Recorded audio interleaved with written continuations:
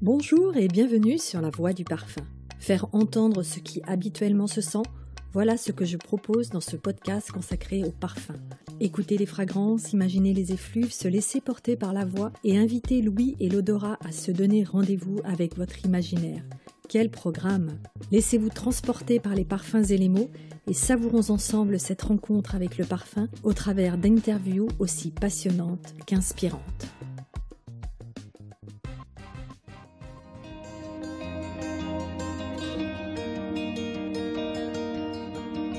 Fondée en octobre 2020, Agenalogie marie l'art de la parfumerie et l'aromacologie, la science de l'influence des odeurs sur les émotions. Une nouvelle griffe qui s'inscrit dans la tendance du slow, du naturel et du bien-être.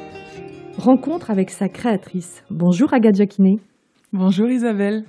Première question qui nous intrigue, d'où vient le concept d'Agenalogie ? Je dirais que le concept, il est l'alignement de ma petite vie, parce que je suis finalement pas si âgée, mais j'ai expérimenté 3 univers forts dans ma vie, celui du pouvoir des plantes, celui de la connaissance de soi et celui, et donc du bien-être et celui du parfum. Et ça a été assez naturel finalement d'associer ces 3 univers. Voilà, pour créer cette marque.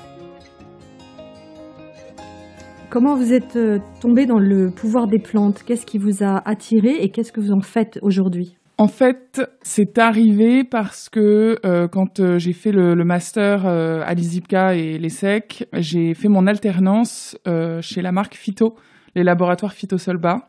Donc, on a énormément étudié le pouvoir des plantes, on utilisait beaucoup d'actifs naturels. Et ça m'a questionnée sur le fait qu'en parfumerie, nous ne parlions jamais de pouvoir des plantes ou des odeurs. C'est comme ça que je me suis renseignée et que j'ai découvert l'aromacologie. Est-ce que à ce moment-là, vous avez déjà eu une attirance ou un coup de cœur pour l'une ou l'autre des plantes que vous croisiez dans cette formation ? En fait, c'était plus de mettre un mot sur le lien que j'avais avec mes parfums depuis toujours. J'ai toujours été ce type de personne qui a 10 parfums dans mon placard et qui changeait en fonction de sa tenue, son humeur, son besoin. Et finalement, c'est pour ça qu'à un certain moment, j'ai arrêté de me parfumer parce que je trouvais plus d'intérêt aux marques finalement qui se rapprochaient pas forcément de ma vision du parfum. C'est pour ça que j'en suis venue à créer aussi Agenalogie. À travers l'aromacologie, j'ai surtout découvert d'accord, je comprends en fait pourquoi je choisis tel ou tel parfum à un moment bien précis. Ouais, ça a mis un mot sur un comportement que j'avais depuis toujours. Qu'est-ce que vous trouvez comme vertu à l'aromacologie pour réaliser vos parfums ? Parce que vous auriez pu être aromacologue et en faire un métier. Quand j'ai créé Agenalogie, je me suis posé beaucoup de questions, mais une majeure, c'est qu'est-ce que j'avais vraiment envie de faire. Et évidemment, ma passion étant le parfum, il m'a semblé essentiel pour moi de créer une marque de parfum. D'ailleurs, j'avais au début comme idée de créer une marque de bijouterie olfactive qui puisse justement venir en support du parfum pour qu'on puisse bien le sentir au quotidien, que le parfum puisse nous accompagner.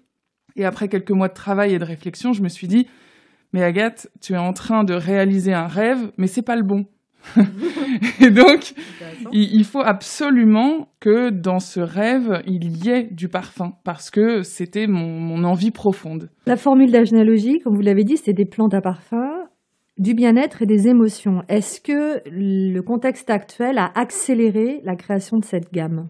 Franchement, pas du tout. Je m'y attendais absolument pas. C'est vrai que depuis, on me le dit souvent, je pense qu'il y a vraiment un fort intérêt sur une plus grande connaissance de soi, une plus grande acceptation de ce qu'on est, de ses besoins. Je pense que le télétravail, le fait qu'on puisse pas sortir a vraiment accéléré le fait de sentir qu'on a certains besoins qui sont proéminents et qui, sans être assouvis, finalement, nous apportent beaucoup de malheur. Donc ça a favorisé, mais moi je m'y attendais absolument pas, non, c'était pas prévu. Et dans le même temps, le sens de l'odorat revient sur le devant de la scène, contexte actuel ou pas, et là vous nous confirmez qu'en sentant et en respirant, nos émotions ont tout à gagner. Oui, ça c'est un point en effet très important pour moi. Depuis très longtemps, j'ai à cœur de faire en fait se rendre compte les gens de leur odorat et à travers ça de l'influence de l'olfaction sur eux. Et il y a un élément qui est très fort aussi dans mon parcours, c'est la respiration. Dans mes premières retraites de développement personnel, j'ai appris à respirer. Je me suis rendu compte que c'était un véritable outil sur lequel je pouvais m'asseoir au quotidien. Et évidemment, le parfum invite finalement à prendre conscience de sa respiration. C'est aussi pour ça que je le fais. Ce ne sont pas n'importe quel parfum parce que vous avez opté pour le 100% naturel. Pourquoi ce choix, ce parti pris ? Au tout début, il y a eu beaucoup d'intuition, sur toute la création de la marque, il y a eu beaucoup d'intuition. Le naturel m'a semblé au début assez évident, sans trop savoir pourquoi. Et quand j'ai rencontré Éléonore, parfumeur en 100% naturel, mon choix s'est confirmé et aujourd'hui, je pourrais dire avec plus de précision que la partie énergétique était très importante aussi dans la construction de ces parfums. Et en naturel, on a évidemment une puissance énergétique, une profondeur plus importante. Oui, vous dites qu'en effet, les parfums à base de 100% naturel apportent profondeur et énergie. Alors, pour ceux qui nous écoutent, concrètement, qu'est-ce que ça veut dire ? C'est vrai que c'est assez dur à comprendre parce que c'est vraiment lié à la sensibilité. C'est quelque chose qui n'est pas vraiment rationnel. Mais quand je parle de profondeur ou d'énergie, on peut considérer que toutes ces petites molécules de matière naturelle viennent parler à toutes nos petites molécules à nous en tant qu'êtres humains. Et il y a des échanges d'énergie qui se produisent, qui sont vertueux ou non. Et en l'occurrence, d'aller travailler avec des plantes vertueuses et donc des parfums naturels, c'était permettre cet échange de bonnes ondes et de bonnes énergies. Le processus créatif a permis de collaborer avec divers talents. Éléonore de Stal, vous l'avez cité, Annick Le Guéret, Sabine Le Camus et Francine Joly. Quel rôle a eu chacune de ces experts ? Ça a été un moment important parce que moi, j'avais à la fois besoin de prendre confiance dans le processus qui était en train de se faire et l'une des façons de faire a été de faire appel à des expertes. Annick Le Guéret est donc historienne du parfum. Elle écrit de nombreux livres sur l'histoire du parfum. C'est un puits de science et elle nous a beaucoup parlé de l'histoire, le parfum dans le temps, comment on utilisait le parfum pour soigner, notamment. Sabine Le Camus est professeure à l'ISIPCA et elle nous a fait part de ses qualités à la fois d'évaluatrice, de suivi justement de certaines synergies d'odeurs sur le marché du parfum et qu'est-ce qu'elles ont apporté aux consommateurs. Et puis Francine Joly, qui est une chimiste, on a vraiment discuté plus de cette partie, je dirais, neurologique. On a fini ces discussions, je me rappelle, sur le microbiote nasal, qui nous a semblé, avec Éléonore à ce moment-là, aussi un sujet très important. Éléonore nous a rejoint justement. Éléonore, pourquoi être plongée dans l'aventure d'Agenalogie avec Agathe ? Comme beaucoup de nos choix avec Agathe, on fonctionne beaucoup à l'intuition et quand on s'est rencontrés, c'est d'abord une histoire humaine, c'est une histoire de relation. On s'est retrouvés sur beaucoup d'intérêts, sur beaucoup de points de commun, sur des thématiques communes et un amour profond de la matière première et de la naturalité. C'était une évidence finalement. L'originalité du concept aussi tient dans les formules ouvertes. Qu'est-ce qu'on entend par là ? Par principe, la formule est fermée, donc c'est-à-dire qu'elle est détenue secrète, jalousement gardée par les parfumeurs, puisqu'il n'y a pas de protection intellectuelle autour de la parfumerie et du parfum. On garde plutôt secrètes les formules. Or, il y a des technologies aujourd'hui qui nous permettent de déceler finalement ce qui compose le parfum et donc de le trouver même si on n'a pas la formule originale. Donc ce qu'on a choisi avec Agathe, c'était aussi dans la logique de l'aromaécologie et de l'ouverture et d'aller chercher la puissance des plantes. Donc on a simplement ouvert, donc on a raconté chacune des matières qui composent les parfums. En utilisant les fameux isolats issus du naturel, un principe sur lequel tu appuies tes créations.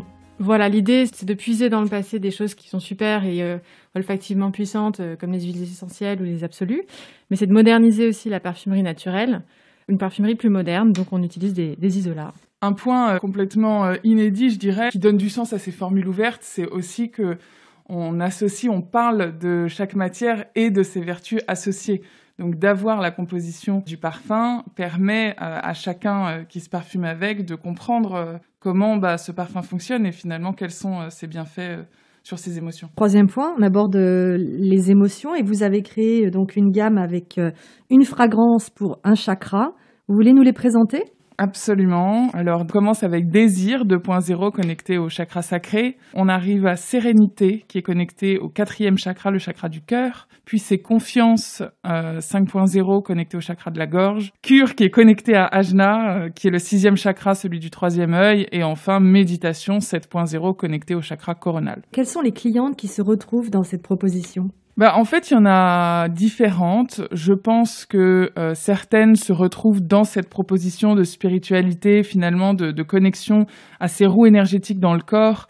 Et certaines personnes en sont très conscientes et veulent venir nourrir ces chakras. Pour d'autres, c'est le 100% naturel qui parle. C'est finalement cette envie de transparence aussi des formules et de comprendre, d'avoir ces infos des matières premières et de leurs vertus associées.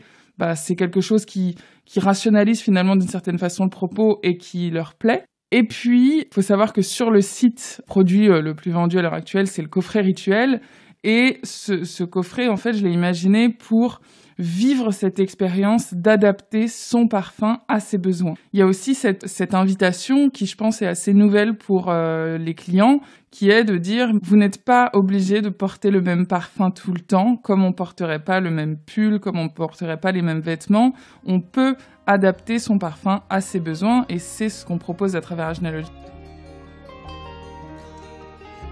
Comment choisir son parfum à distance parce que vous n'avez pas de boutique, on est dans la vague de la parfumerie 3.0. Qu'est-ce que vous proposez pour découvrir vos parfums, les choisir et adapter à nos émotions ? C'est vrai que c'est un vrai challenge de vendre du parfum sur Internet. Moi, j'essaie de pallier à ça de différentes façons. Celle qui aujourd'hui plaît beaucoup, ce sont les rendez-vous téléphoniques. Je propose ça sur le site, un rendez-vous d'une demi-heure pour vraiment discuter avec la personne, comprendre ses besoins. En plus, il y a une telle dimension psychologique dans Ajnalogie que moi, ça me permet vraiment d'aller comprendre les besoins et ce que vit la personne au quotidien. Tous les achats qui sont faits sur le site, il y a des échantillons qui sont mis avec les parfums pour que la personne puisse sentir avant d'ouvrir son parfum, puisse l'échanger. Il y a l'échange qui est offert. Je fais relativement souvent des boutiques éphémères.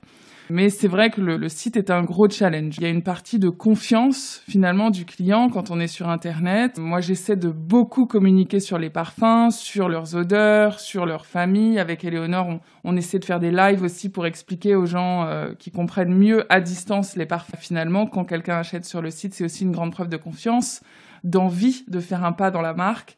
Et en sachant que soit ce sera avec ce parfum, soit ce sera avec un autre grâce à l'échange qui est offert. Beau programme. Alors, quel avenir pour Ajnalogie ? Au passage, est-ce que vous pouvez nous rappeler d'où vient ce mot ? Que signifie Ajnalogie ?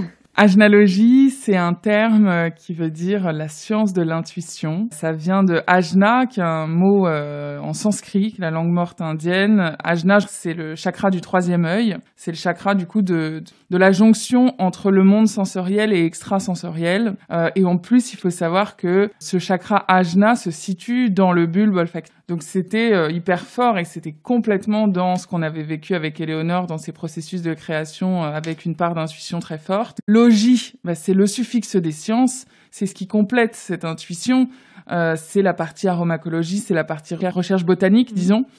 Et la science de l'intuition, voilà, c'est un mot que j'ai inventé. C'est quel avenir peut-on souhaiter ou qu'est-ce qui est prévu pour Ajnalogie ? Ce qui est prévu, c'est un peu dur à dire en ces temps assez flous.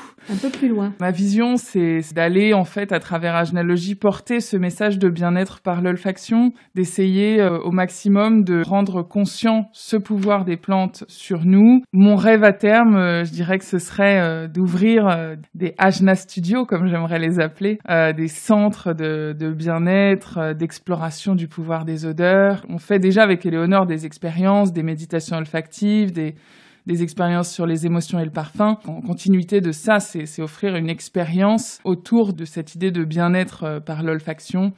Et c'est en ça d'ailleurs qu'Ajnalogie n'est pas qu'une marque, mais bien un mouvement. Merci beaucoup. On vous encourage à expérimenter cette parfumerie. Merci beaucoup, Agathe. Merci Isabelle. Merci de nous avoir suivis sur La Voie du Parfum. N'hésitez pas à liker, commenter, partager et à vous